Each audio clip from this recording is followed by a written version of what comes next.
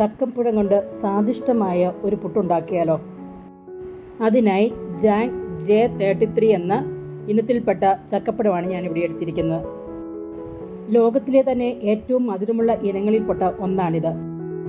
പഴം ക്രിസ്പിയും ക്രഞ്ചിയും തീവ്രമായ സുഗന്ധമുള്ളതുമാണ്. തേൻ പോലുള്ള മധുരവും ഉറച്ച മാംസളതയും ഉള്ളതിനാൽ J33 പരമ്പരാഗത മധുര പലഹാരങ്ങൾ നിർമ്മിക്കാനും അനുയോജ്യമായ ഇനമാണ്. ഉദാഹരണത്തിന് ചക്ക വരട്ടി, ചക്ക ചിപ്സ്, പായസം എന്നിവയൊക്കെ ഉണ്ടാക്കാൻ ഇത് നല്ലതാണ്. ഇവിടെ ഞാനിപ്പോൾ ഇത് പുട്ടുണ്ടാക്കാൻ വേണ്ടിയാണ് ഉപയോഗിക്കുന്നത്. അരിപ്പുട്ടിൻ്റെ കൂടെയോ ഗോതമ്പ് പുട്ടിൻ്റെ കൂടെയോ ചേർത്ത് ഉണ്ടാക്കാം. കുഴയ്ക്കുമ്പോൾ കുറച്ച് ശ്രദ്ധിക്കണമെന്നേ ഉള്ളൂ. ഏകദേശം ഈ ഒരു കനത്തിലാണ് അരിയുന്നത്. തീരെ കനം കുറച്ചല്ല കേട്ടോ. വേറെ കറികളൊന്നുമില്ലാതെ സ്വാദിഷ്ടമായ ഈ പുട്ട് നമുക്ക് കഴിക്കാം.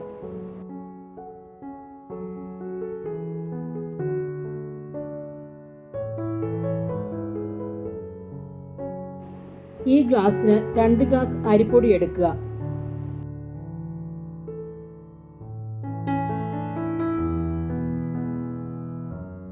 ഈ കപ്പിലേക്ക് 1.5 ഗ്ലാസ് വെള്ളം ഞാൻ എടുത്തു വെച്ചിട്ടുണ്ട്.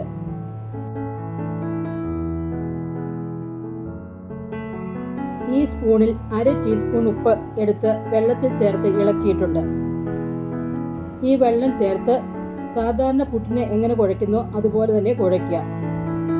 വെള്ളത്തിൻ്റെ അളവ് ഓരോ പുട്ടുപൊടിയുടെ പൊടി അനുസരിച്ചിരിക്കും. ഞാനിപ്പോൾ ഇവിടെ 1.5 ഗ്ലാസ് വെള്ളമാണ് എടുത്തിരിക്കുന്നത്. പൊടിയുടെ എല്ലാ ഭാഗവും ഒരുപോലെ നനയണം.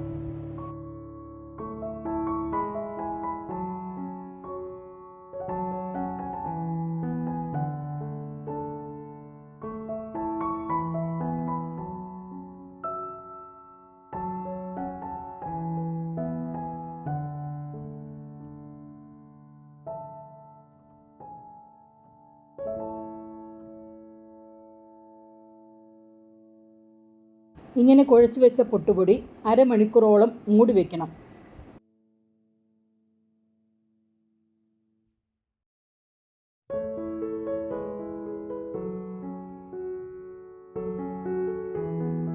അരമണിക്കൂറിന് ശേഷം പുട്ട് ഉണ്ടാക്കാൻ തയ്യാറാകാം. കുഴയ്ക്കാൻ എളുപ്പത്തിന് വേണ്ടി ഞാൻ വേറൊരു ബൗളിലേക്ക് ഇത് മാറ്റി. വരിക്കച്ചക്കപ്പഴമാണ് നമ്മൾ ഇതിനു വേണ്ടി ഉപയോഗിക്കുന്നത്. ഏകദേശം അരിപ്പൊടിയുടെ അളവിൽ തന്നെ ഞാൻ ചക്കപ്പഴം എടുത്തിട്ടുണ്ട്.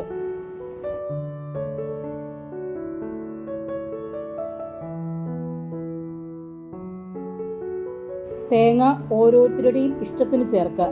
ഇവിടെ കുറച്ച് തേങ്ങ ഉള്ളതാണ് ഇഷ്ടം, അതുകൊണ്ട് ഞാൻ കുറച്ച് കൂടുതൽ ചേർത്തിട്ടുണ്ട്. തേങ്ങയും ചക്കപ്പഴത്തിൻ്റെയും മിശ്രിതം ഇനി കുറേശ്ശെ പുട്ടുപൊടിയിലേക്കിട്ട് മിക്സ് ചെയ്തെടുക്കാം. പുട്ടുപൊടി കട്ട കൂടാതെ ശ്രദ്ധയോടെ കുഴയ്ക്കുക.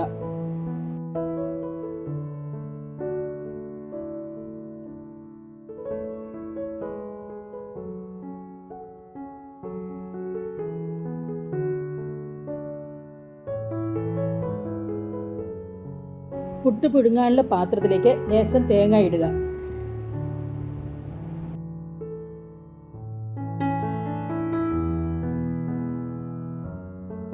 അതിനുശേഷം തേങ്ങയും ചക്കപ്പഴവും കൂടി മിക്സ് ചെയ്ത് ലേശം വിതറുക. ചക്കപ്പഴം കൂടുതൽ ഇഷ്ടമില്ലാത്തവർക്ക് ഈ മിക്സ് ഇപ്പോൾ ഇടണ്ട കേട്ടോ, അത് അവോയ്ഡ് ചെയ്യാം. അതിനുശേഷം പുട്ടുപൊടി ചക്കപ്പഴം മിക്സ് ഇടുക. അധികം പ്രസ് ചെയ്യരുത് കേട്ടോ.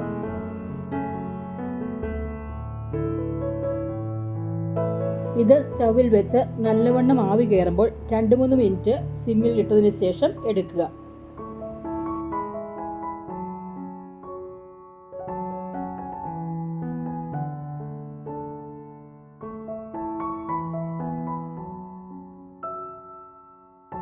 പുട്ടുകുറ്റിയിലും ഇതേ രീതിയിൽ തന്നെ ഉണ്ടാക്കിയെടുത്തു ഞാൻ.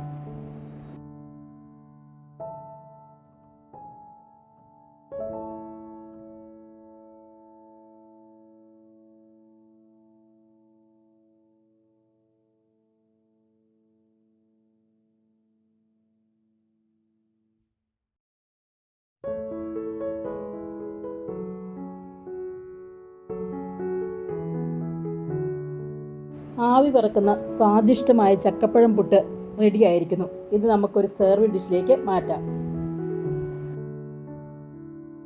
ചക്കപ്പഴം ഉള്ളപ്പോൾ ഇങ്ങനെ ഒന്ന് എല്ലാവരും ഉണ്ടാക്കി നോക്കണേ. എന്നിട്ട് ഈ വീഡിയോ നിങ്ങൾക്ക് ഇഷ്ടമായെങ്കിൽ ലൈക്ക് ചെയ്യുകയും ഷെയർ ചെയ്യുകയും കമൻറ്റ് ചെയ്യുകയും സബ്സ്ക്രൈബ് ചെയ്യുകയും ചെയ്യണേ.